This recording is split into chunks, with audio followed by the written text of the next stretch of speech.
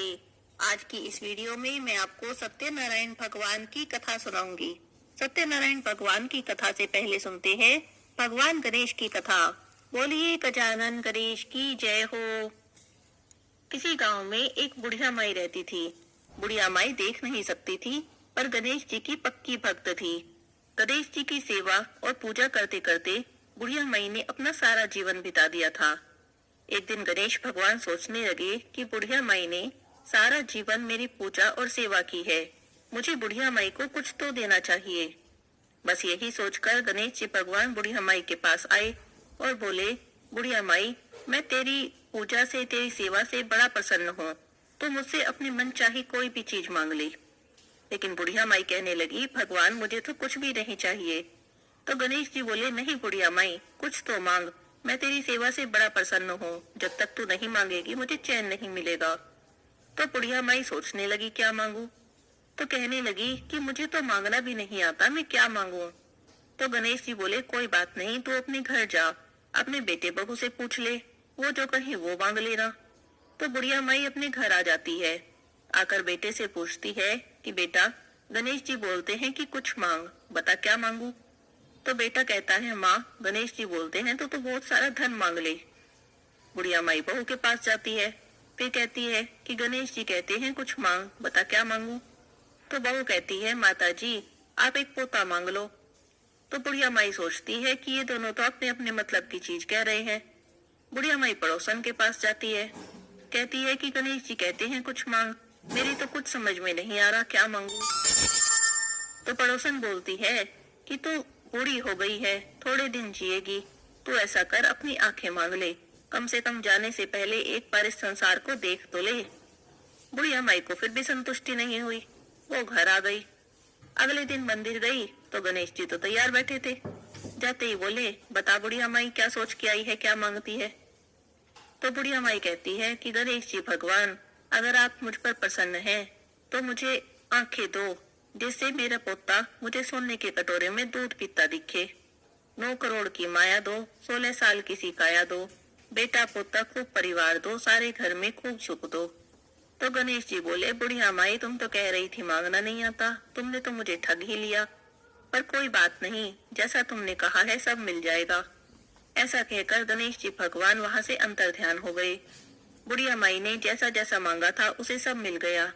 हाथ जोड़कर कहें, हे गणेश जी भगवान, जैसे बुढ़िया माई पर कृपा की, जैसे बुढ़िया माई की मनोकामना पूरी की, कथा कहानी कहते सुनते सबकी मनोकामना पूरी करना। बोलिए गणेश जी भगवान की जय हो।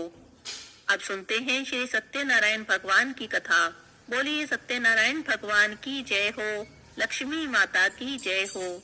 एक समय की बात है, नैमिषारण्य तीर्थ में शौनक आदि सभी ऋषि मुनियों ने पुराण शास्त्र के वेता श्री सूत जी महाराज से पूछा, हे महामुनि, किस व्रत या तपस्या से मनोवांछित फल की प्राप्ति होती है, उस व्रत को हम सुनना चाहते हैं, आप हम इसे विस्तार से कहिए।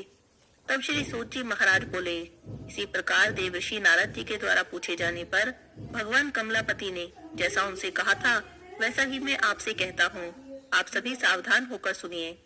एक समय योगी नारद जी लोगों के कल्याण की कामना से विविध लोकों में भ्रमण करते हुए मृत्यु लोक में आए और यहाँ उन्होंने अपने कर्म फल के अनुसार नाना योनियों में उत्पन्न सभी प्राणियों को अनेक प्रकार के कलेश दुख भोगते हुए देखा। तब वे मन में सोचने लगे कि किस उपाय से इनके दुखों का सुनिश्चित रूप से नाश हो सकता है। ऐसा मन में विचार करके वे विष्णु लोक में गए।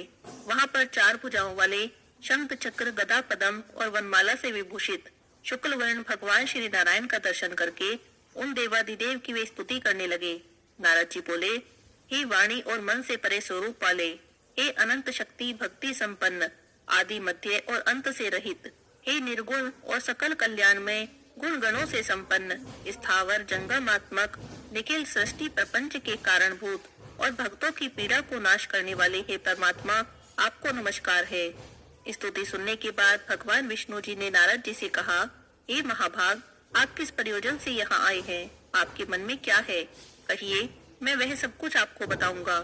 तब नारद जी बोले, हे भगवान, मृत्यु लोक में अपने पाप कर्मों के द्वारा विभिन्न योनियों में उत्पन्न सभी लोग बहुत प्रकार के कलेशों से दुखी हो रहे हैं। हे नाथ, किस लघु उपाय के करने से उनके कष्टों का निवारण हो सकता है? यदि आपके मेरे ऊपर कृपा है तो मैं वह सब सुनना चाहता हूँ। आप मुझे विस्तार से बताइए। तब श्री नारायण जी बोले, हे नारद जी, संसार के ऊपर अनुग्रह करने की इच्छा से आपने बड़ी ही अच्छी बात पूछी है। जिस व्रत के करने से प्राणी मोह से मुक्त हो जाता है, मैं उसे आपको बताता हूँ। आप ध्यान से सुनिए। हे नारद जी, स्वर्ग और मृत्यु लोक में दुर्लभ भगवान सत्यनारायण का एक महान पुण्यप्रद व्रत है। आपके स्नेह के कारण इस समय मैं आपसे कह रहा हूँ। अच्छी प्रकार विधि विधान से भगवान सत्यनारायण का व्रत करके मनुष्य शीघ्र ही सभी सुखों को प्राप्त कर लेता है और परलोक में मोक्ष की प्राप्ति करता है। भगवान की ऐसी वाणी सुनकर नारद मुनि बोले, हे प्रभु, इस व्रत को करने का क्या फल है? इसके करने की क्या विधि है? इस व्रत को पहले किसने किया? इसे कब करना चाहिए? सारी बातें विस्तार से कहिए। तब श्री नारायण जी बोले, यह सत्यनारायण भगवान का व्रत दुख शोक आदि का शमन करने वाला है, धन धान्य की वृद्धि कराने वाला है, सौभाग्य और संतान देने वाला है और सर्वत्र विजय प्रदान करने वाला है। जिस किसी भी दिन भक्ति और श्रद्धा से समन्वित होकर मनुष्य ब्राह्मणों और बंधु बांधवों के साथ धर्म में तत्पर होकर शाम के समय भगवान सत्यनारायण की पूजा करे, नैवेद्य के रूप में उत्तम कोटि के भोजनीय पदार्थ को सवाया मात्रा में भक्ति पूर्वक अर्पित करे। केले के फल, घी, दूध, गेहूं का चूर्ण अथवा गेहूं के चूर्ण के अभाव में साठी चावल का चूर्ण, शक्कर या गुड़, यह सब भक्ष्य सामग्री सवाया मात्रा में एकत्रित करके निवेदन करनी चाहिए। बंधु बांधवों के साथ श्री सत्यनारायण भगवान की कथा सुनकर ब्राह्मणों को दक्षिणा देनी चाहिए। इसके बाद बंधु बांधवों के साथ ब्राह्मणों को भोजन कराएं। भक्ति पूर्वक प्रसाद ग्रहण करके नृत्य गीत आदि का आयोजन करें। इसके बाद भगवान सत्यनारायण का स्मरण करते हुए अपने घर जाएं। ऐसा करने से मनुष्य की सभी मनोकामनाएं पूर्ण होती है। विशेष रूप से कलयुग में, पृथ्वी लोक में यह सबसे छोटा उपाय है। यहाँ पर श्री सत्यनारायण कथा का पहला अध्याय समाप्त होता है। बोलिए श्री सत्यनारायण भगवान की जय हो। सूत जी कहते हैं, हे ऋषियों, अब मैं पूर्व काल में जिसने सत्यनारायण भगवान के इस व्रत को किया उसका विस्तार से वर्णन करता हूँ। रमणीय काशी नामक नगरी में कोई अत्यंत निर्धन ब्राह्मण रहता था। भूख और प्यास से व्याकुल होकर वह प्रतिदिन पृथ्वी पर भटकता था। ब्राह्मण प्रिय भगवान ने उस दुखी ब्राह्मण को देखकर एक वृद्ध ब्राह्मण का रूप धारण किया और उससे आदर से पूछा, हे विप्रवर, प्रतिदिन अत्यंत दुखी होकर तुम किस लिए पृथ्वी पर भ्रमण करते हो? हे द्विज श्रेष्ठ, सारी बातें मुझे बताओ, मैं सुनना चाहता हूँ। तब उस ब्राह्मण ने कहा, हे प्रभु, मैं बड़ा ही दरिद्र ब्राह्मण हूँ और भिक्षा के लिए पृथ्वी पर घूमा करता हूँ। यदि मेरी इस दरिद्रता को दूर करने का आप कोई उपाय जानते हैं तो मुझे बता दीजिए। तब वृद्ध ब्राह्मण बोले, हे ब्राह्मण देव, सत्यनारायण भगवान अभिष्ट फल को देने वाले हैं। हे विप्रवर, तुम उनके उत्तम व्रत को करो, जिसे करने से मनुष्य सभी दुखों से मुक्त हो जाते हैं। व्रत करने के विधान को भी ब्राह्मण से यत्न पूर्वक कहकर वृद्ध ब्राह्मण रूपधारी भगवान विष्णु अंतर्ध्यान हो गए। वृद्ध ब्राह्मण ने जैसा कहा है उस व्रत को अच्छी तरह से वैसे ही करूंगा, यह सोचते हुए उस गरीब ब्राह्मण को रात में नींद भी नहीं आई। अगले दिन प्रातःकाल उठकर भगवान सत्यनारायण का व्रत करूंगा, ऐसा संकल्प करके वह भिक्षा के लिए चला। उस दिन ब्राह्मण को भिक्षा में बहुत सा धन प्राप्त हुआ। उसी धन से उसने बंधु बांधवों के साथ भगवान सत्यनारायण का व्रत किया। इस व्रत के प्रभाव से वह श्रेष्ठ ब्राह्मण सभी दुखों से मुक्त होकर समस्त संपत्तियों से संपन्न हो गए। उस दिन से लेकर प्रत्येक महीने उन्होंने इस व्रत को किया। इस तरह भगवान सत्यनारायण के इस व्रत को करके वह ब्राह्मण सभी पापों से मुक्त हो गए और उन्होंने दुर्लभ मोक्ष पद को प्राप्त किया। हे विप्र, पृथ्वी पर जब भी कोई मनुष्य भगवान सत्यनारायण के इस व्रत को करेगा उसी समय उसके सभी दुख नष्ट हो जाएंगे। हे ब्राह्मणों, इस प्रकार भगवान नारायण ने महात्मा नारद जी से जो कुछ कहा था वो मैंने आप लोगों से कह दिया। अब और आगे मैं क्या कहूँ? हे मुने, इस पृथ्वी पर उस ब्राह्मण से सुने हुए इस व्रत को किसने किया वह भी हम सब सुनना चाहते हैं। इस व्रत पर हमारी अटूट श्रद्धा हो रही है। तब श्री सूत जी महाराज बोले, हे ऋषियों, पृथ्वी पर जिसने इस व्रत को किया उसे आप लोग सुने। एक बार वह ब्राह्मण अपनी धन संपत्ति के अनुसार बंधु बांधवों और परिवार जनों के साथ व्रत करने के लिए उदित हुआ। इसी बीच एक लकड़हारा वहां पर आ जाता है। लकड़ी बाहर रखकर वह उस ब्राह्मण के घर में जाता है। प्यास से व्याकुल वह ब्राह्मण को व्रत करते हुए देखकर प्रणाम करके उससे कहता है कि हे प्रभु, आप ये क्या कर रहे हैं? इसके करने से किस फल की प्राप्ति होती है? इसकी विधि मुझसे विस्तार से कहिए। तब ब्राह्मण बोले कि यह भगवान सत्यनारायण का व्रत है, जो सभी मनोकामनाओं को पूरी करने वाला है। उसी व्रत के प्रभाव से मुझे यह सब धन धान्य प्राप्त हुआ है। तब उस लक्कड़हारे ने भी वहीं पर बैठकर भगवान सत्यनारायण की व्रत कथा सुनी। जल पीकर प्रसाद ग्रहण करके लक्कड़हारा चला गया। सत्यनारायण भगवान के लिए मन में सोचने लगा कि आज लकड़ी बेचने से जो भी धन प्राप्त होगा, उसी धन से भगवान सत्यनारायण का व्रत करूंगा। इस तरह मन में चिंतन करता हुआ लकड़ी के गट्ठड़ को अपने सर पर रखकर सुंदर नगर में गया, जहाँ पर धन संपन्न लोग रहते थे। उस दिन उसने लकड़ी का दुगना मूल्य प्राप्त किया। प्रसन्न हृदय से वापस लौटकर पके हुए केले का फल, शर्करा, घी, दूध, गेहूं का चूर्ण सवाया मात्रा में लेकर अपने घर आया। उसके बाद उसने बंधु बांधवों को बुलाया और विधि विधान से भगवान श्री सत्यनारायण का व्रत किया। भगवान सत्यनारायण के व्रत के इस प्रभाव से वह धन और पुत्र से संपन्न हो गया। इस लोक में अनेक सुखों को भोग करके भगवान श्री सत्यनारायण के व्रत के प्रभाव से अंत समय में उसे वैकुंठ की प्राप्ति हुई। यहाँ पर श्री सत्यनारायण भगवान की कथा के दूसरे अध्याय की समाप्ति होती है। बोलिए श्री सत्यनारायण भगवान की जय हो। श्री सूत जी महाराज बोले, हे ऋषियों, अब मैं आपसे आगे की कथा कहता हूँ, आप ध्यान से सुने। प्राचीन काल में उल्कामुख नाम का एक राजा था। वह जितेंद्रिय, सत्यवादी और बुद्धिमान था। वह राजा प्रतिदिन देवालय में जाता, ब्राह्मणों को धन देकर संतुष्ट करता। कमल के समान मुख वाली उसकी धर्मपत्नी थी, जो शील, विनय, सौंदर्य आदि गुणों से संपन्न थी और पति पारायण थी। एक दिन राजा अपनी धर्मपत्नी के साथ भद्रशिला नदी के तट पर श्री सत्यनारायण भगवान का व्रत कर रहा था। उसी समय व्यापार के लिए अनेक प्रकार की पुष्कल धनराशि से संपन्न एक साधु नाम का बनिया वहां पर आता है। भद्रशिला नदी के तट पर नाग को स्थापित करके वह राजा के पास जाता है और कहता है कि हे राजन, आप ये भक्ति युक्त चित्त से क्या कर रहे हैं? आप किस भगवान की पूजा कर रहे हैं और इस पूजा को करने से किस फल की प्राप्ति होती है? कृपा कर सब बताइए, मैं इस समय सुनना चाहता हूँ। तब राजा ने कहा, हे साधु, पुत्र आदि की प्राप्ति की कामना से अपने बंधु बांधवों के साथ मैं अतुल तेज संपन्न भगवान विष्णु का व्रत और पूजन कर रहा हूँ। राजा की बातें सुनकर साधु ने आदर से कहा, हे राजन, इस विषय में आप मुझे विस्तार से बताइए। आपके कहे अनुसार मैं भी व्रत और पूजन करूंगा। मुझे भी संतान नहीं है। इस व्रत को करने से मुझे भी अवश्य ही संतान की प्राप्ति होगी।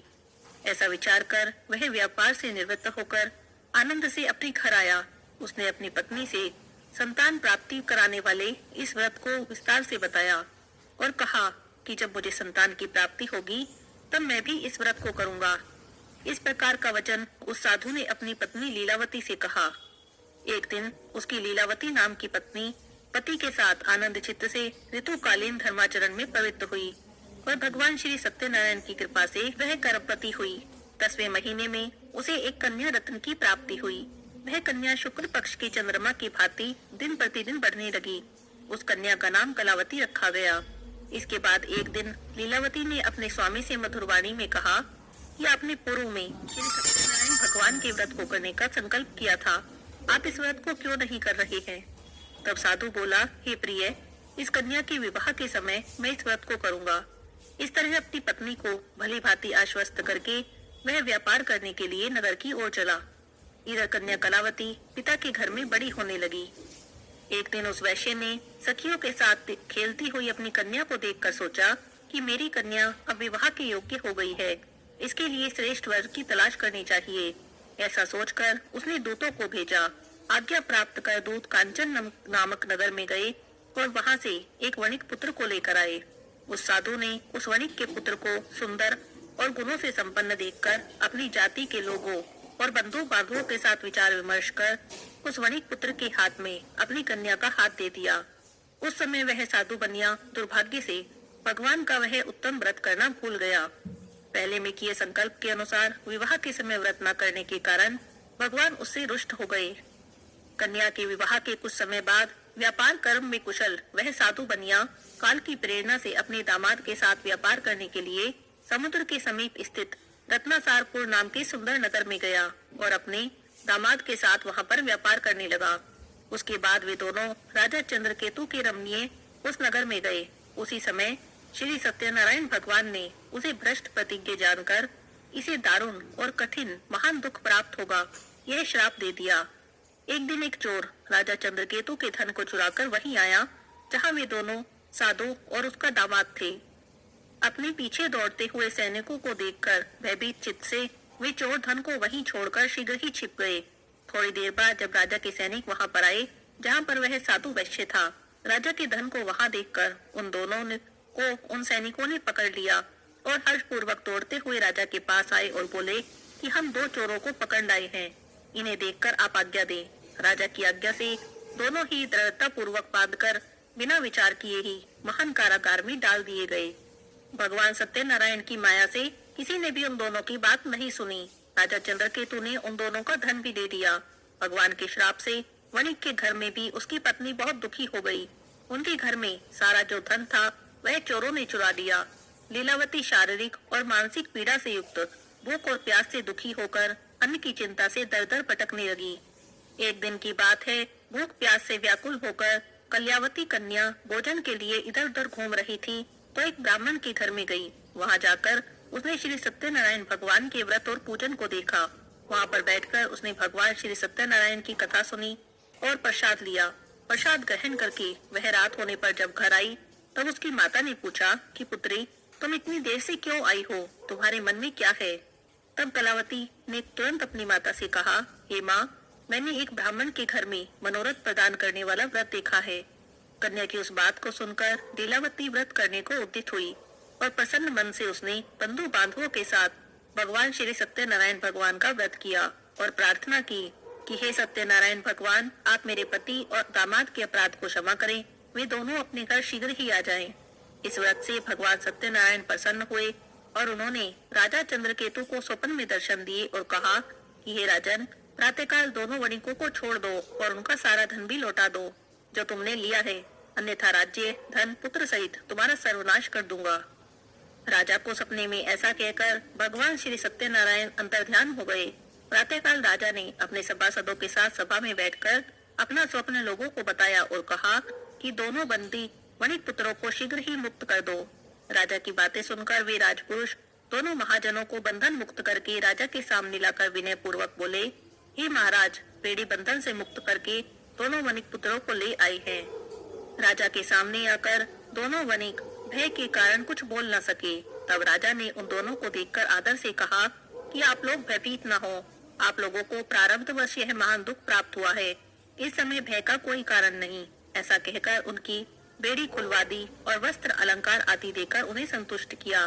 सामने बुलाकर उन्हें अत्यधिक आनंदित किया। पहले जो उनका धन लिया था उससे दुगना करके उन्हें दिया और फिर राजा ने कहा, हे साधु, अब आप अपने घर को जाएं। राजा को प्रणाम करके आपकी कृपा से हम जा रहे हैं। ऐसा कहकर दोनों महावैश्यों ने अपने घर की ओर प्रस्थान किया। यहाँ पर श्री सत्यनारायण कथा के 3रे अध्याय की कथा समाप्त होती है। बोलिए श्री सत्यनारायण भगवान की जय हो। सूत जी कहते हैं, हे ऋषियों, कारागार से छूटने के बाद वह साधु बनिया मंगलाचरण कर और ब्राह्मणों को कुछ धन देकर अपने नगर की ओर चल पड़ा। साधु के दूर तक जाने पर भगवान सत्यनारायण उसकी सत्यता की परीक्षा लेने के लिए उसके पास आए और उससे पूछा, हे साधु, तुम्हारी नाव भी क्या है? तब धन के मद में चूर दोनों महाजनों ने अवहेलना पूर्वक हंसते हुए कहा, आप ऐसा क्यों पूछ रहे हैं? क्या कुछ द्रव्य लेने की इच्छा है? हमारी नाव में तो केवल पत्ते और लता भरी हैं। ऐसी वाणी सुनकर तुम्हारी बात सच हो जाए। ऐसा कहकर दंडी सन्यासी का रूप धारण किए हुए भगवान कुछ दूर जाकर बैठ गए।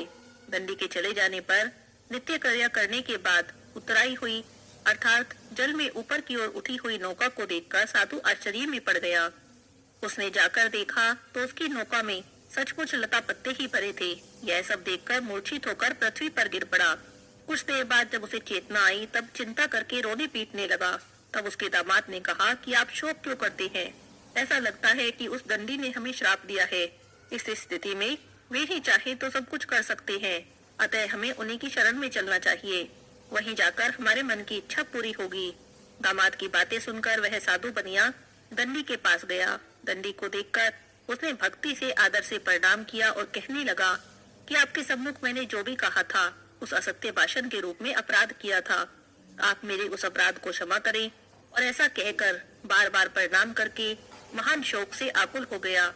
तब दंडी रूपी भगवान ने उसे रोता हुआ देखा तो कहा, अरे मूर्ख, तुम रो मत और मेरी बात सुनो। मेरी पूजा से उदासीन होने के कारण मेरी ही आज्ञा से तुमने बार बार दुख को प्राप्त किया है। भगवान की ऐसी बातें सुनकर वह साधु भगवान की स्तुति करने लगा और कहने लगा, हे प्रभु, यह तो बड़ी आश्चर्य की बात है। आपकी माया से मोहित होने के कारण ब्रह्मा आदि देवता भी आपके गुणों और रूपों को यथावत रूप से नहीं जान सकते। फिर मैं मूर्ख आपकी माया से मोहित होने के कारण आपको कैसे जान सकता हूँ। अब आप प्रसन्न हो, मैं अपनी धन संपत्ति के अनुसार आपकी पूजा अवश्य ही करूँगा। मैं आपकी शरण में आया हूँ। मेरा जो नौका में स्थित पूरा धन था उसकी और मेरी रक्षा करें। तब उस बनिए की भक्ति युक्त वाणी सुनकर भगवान जनार्दन संतुष्ट हो गए। भगवान हरि उसे अभिष्ट वर प्रदान करके वहीं पर अंतर्ध्यान हो गए। उसके बाद वह साधु अपनी नौका में चढ़ा और धन धान्य से परिपूर्ण उसे देखकर, भगवान सत्यदेव की जय, भगवान सत्यदेव की कृपा से हमारा मनोरथ सफल हो गया, ऐसा कहकर स्वजनों के साथ उसने वहीं पर भगवान की पूजा की। भगवान श्री सत्यनारायण की कृपा से वह आनंद से परिपूर्ण हो गया।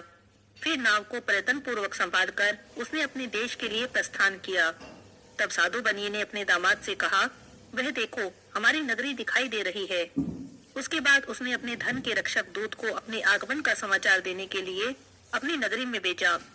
उसके बाद उस दूत ने नगर में जाकर साधु की पत्नी को देखकर हाथ जोड़कर प्रणाम किया और अभिष्ट बात कही कि सेठ जी अपने दामाद और बंधु बांधवों के साथ बहुत से धन धान्य से संपन्न होकर नगर के निकट पधार गए हैं।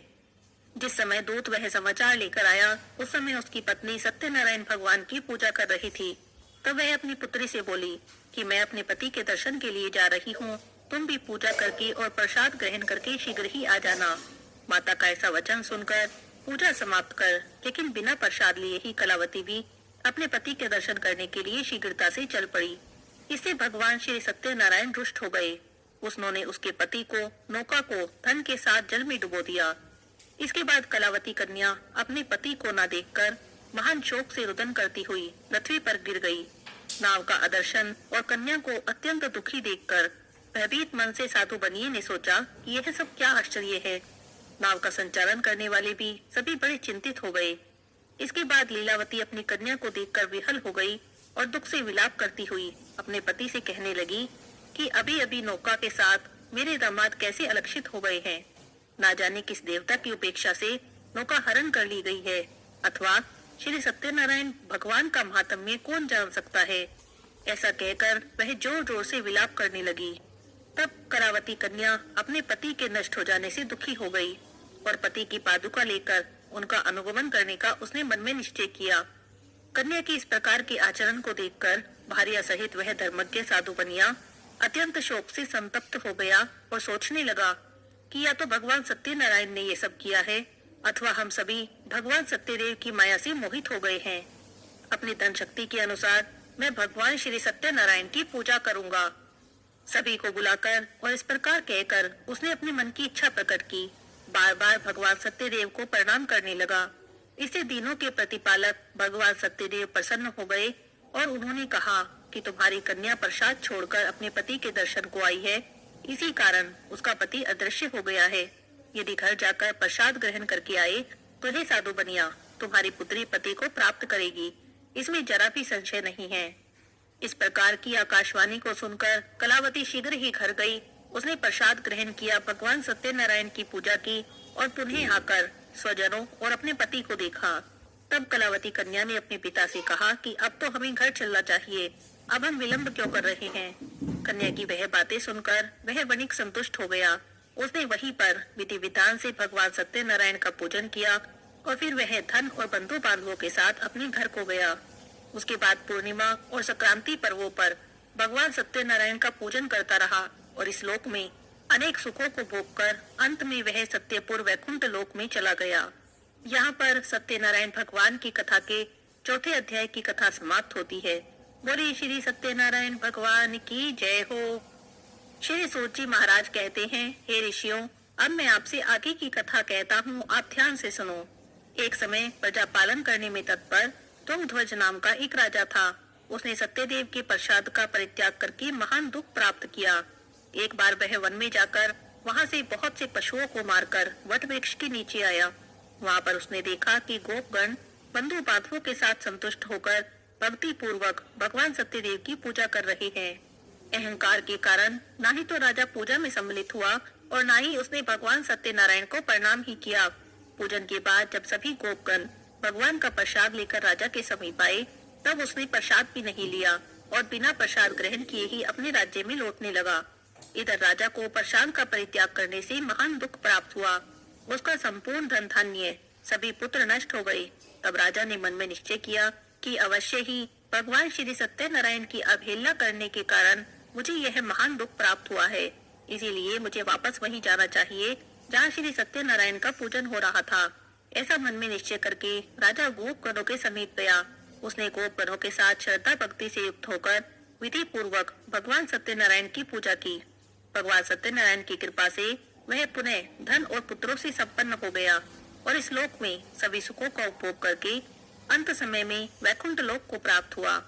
सूत जी कहते हैं, जो भी व्यक्ति इस परम दुर्लभ श्री सत्यनारायण के व्रत को करता है और पुण्यमयी फल प्रदायिनी भगवान की कथा को भक्ति युक्त होकर सुनता है, उसे भगवान श्री सत्यनारायण की कृपा से धन धान्य की प्राप्ति होती है। दरिद्र धनवान हो जाते हैं, बंधन में पड़ा हुआ बंधन से मुक्त हो जाता है, डरा हुआ व्यक्ति भय से मुक्त हो जाता है। यह सत्य बात है, इसमें जरा भी संशय नहीं। इस लोक में वह सभी इच्छित फलों को प्राप्त करता है और अंत में वैकुंठ को जाता है। हे ब्राह्मणों, इस प्रकार मैंने आपसे भगवान सत्यनारायण के व्रत को कहा, जिसे करने से मनुष्य सभी दुखों से मुक्त हो जाता है। कलयुग में तो भगवान सत्यदेव की पूजा विशेष फल प्रदान करने वाली है। भगवान विष्णु को ही कुछ लोग काल, कुछ लोग सत्य, कोई ईश, कोई सत्यदेव और कोई सत्यनारायण नाम से जानते हैं। अनेक रूप धारण करके भगवान सत्यनारायण सभी का मनोरथ सिद्ध करते हैं। कलिकाल में सत्यनारायण भगवान विष्णु ही सत्य व्रत रूप धारण करके सभी का मनोरथ पूर्ण करते हैं। हे श्रेष्ठ मनियों, जो व्यक्ति नित्य भगवान सत्यनारायण की इस व्रत कथा को पढ़ता है या सुनता है या दूसरों को सुनाता है, भगवान सत्यनारायण की कृपा से उसके सभी पाप नष्ट हो जाते हैं। सूत जी महाराज कहते हैं, ऋषियों, पूर्व काल में जिन लोगों ने भगवान सत्यनारायण के व्रत को किया, अब उनके अगले जन्म का वृतांत कहता हूँ, आप ध्यान से सुने। महान प्रज्ञा संपन्न शतानंद नाम के ब्राह्मण सत्यनारायण व्रत करने के प्रभाव से दूसरे जन्म में सुदामा नाम के ब्राह्मण हुए और उस जन्म में भगवान श्री कृष्ण का ध्यान करके उन्होंने मोक्ष की प्राप्ति की। वह लकड़हारा भील गुहों का राजा हुआ और अगले जन्म में उसने भगवान श्री राम की सेवा करके मोक्ष को प्राप्त किया। महाराज उल्कामुख दूसरे जन्म में राजा दशरथ हुए, जिन्होंने श्री रंगनाथ जी की पूजा करके अंत में वैकुंठ को प्राप्त किया। इसी प्रकार धार्मिक और सत्यव्रती साधु वैश्य पिछले जन्म के सत्यनारायण व्रत के प्रभाव से दूसरे जन्म में मोरध्वज नाम के राजा हुए। उसने आरे से चीरकर अपने पुत्र की आदिदेव भगवान विष्णु को समर्पित की, इससे उसे मोक्ष की प्राप्ति हुई।